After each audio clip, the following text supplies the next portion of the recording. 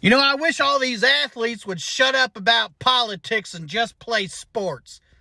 And that, unless they believe exactly what I believe, and then in that case, you people, and I do mean you people, need to stop trying to censor their freedom of speech. You know, Harrison Butker, he's just telling it like it is. And if you can't handle it, then that's too damn bad. If there's anyone who knows how to encapsulate the sheer absurdity of the conservative worldview, it's comedian and expert MAGA troll Brent Terhune. And Butker, he's smart. He's got an engineering degree. I call it ED for short, but he's got ED, and he graduated MAGA Yelled Loudly, and he stood up there at that graduation. And he looked at all them women that they just got their BAs and their MDs and their PhDs. And he said, you know, that's all fine and good, ladies, but you need to get a real degree. Get you an MRS degree and find you a husband and find your vocation. In case you don't recall, I want to speak directly to you briefly because I think it is you, the women, who have had the most diabolical lies told to you. How many of you are sitting here now about to cross this stage and are thinking about all the promotions and titles you are going to get in your career?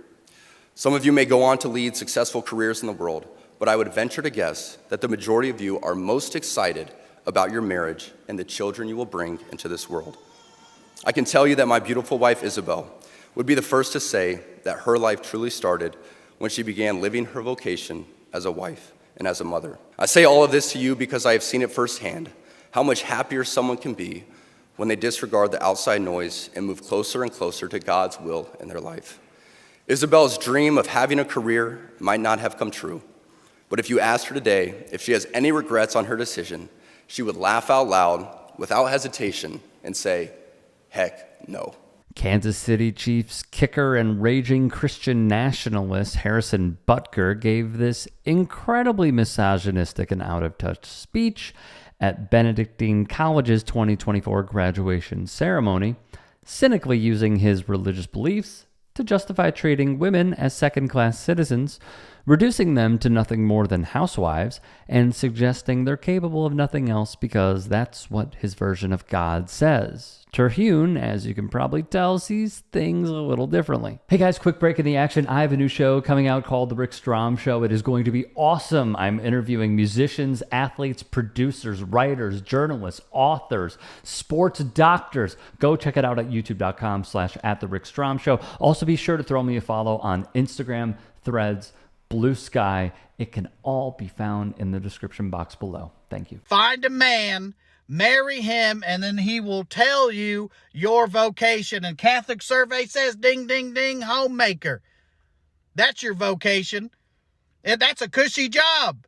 It's easy. All you got to do is find a man that makes $3 million a year, and then you can spend the rest of your life making babies. Just like his fellow bootstrapping, God-fearing conservatives, Butker never even considered how his financial privileges allow his family to live the lofty traditional lifestyle he's calling on the female graduates to live. Ladies, if you don't want to be a homemaker, that's fine. You're free to be whatever you want, as long as it's a stewardess, a waitress, a maid, or a nun, because God forbid. And can I say how refreshing it is to see a real man on the Kansas City Chiefs?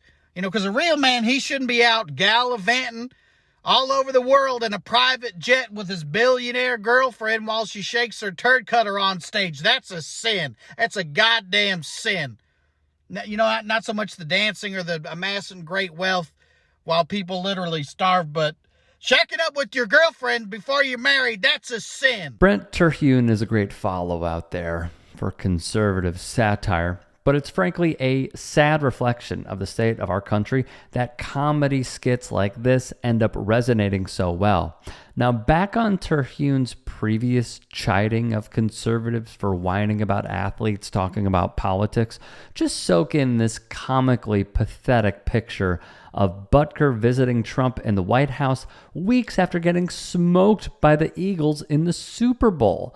For all the complaining and tantrums we've heard over the years about participation trophies and making sure only the best players get awarded, it's hilarious to see Trump and his admin go out of their way to reward Butker for endorsing the MAGA movement during the 2024 election through fellow Christian nationalists and man who seemingly doesn't know how to kiss his wife, Senator Josh Hawley. Who else would I want to hit the campaign trail with than Senator Josh Hawley, who we've spent last several years together forming this relationship, and he's a family man, he's a godly man, and there's no other person I'd want to support it to be the first candidate that I'm endorsing. So it's not putting down anyone who maybe wants to go get a great education and have a career, but it's more talking about how beautiful it is for women to maybe just step aside and prioritize their family and spend time with their children and raise their family. And that's what I was just trying to speak love. And speaking of Hawley,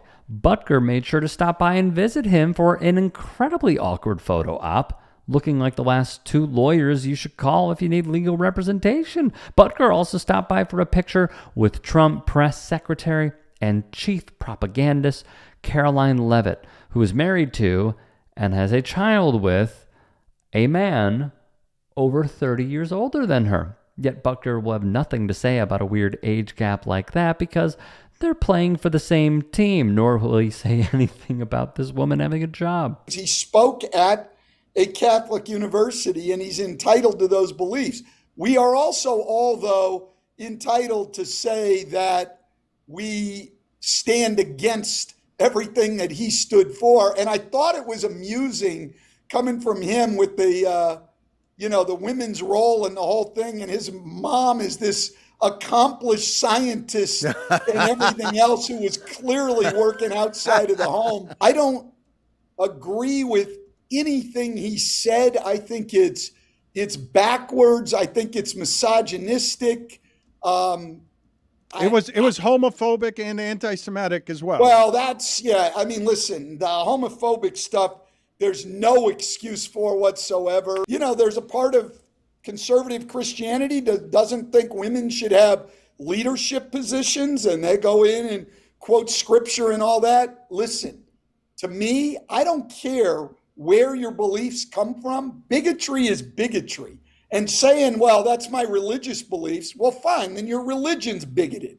It doesn't change anything, in my opinion. So, look, I stand firmly against everything that guy said. Stan Van Gundy, 100% spot on here. Religion is a political tool that can be wielded to justify whatever position you want to, whether it be the racist oppression of slavery or liberation ideology and the advancement of civil rights causes. It all depends on who is wielding it and to what end. If you can and are willing, please become a paid member here at TYT Sports.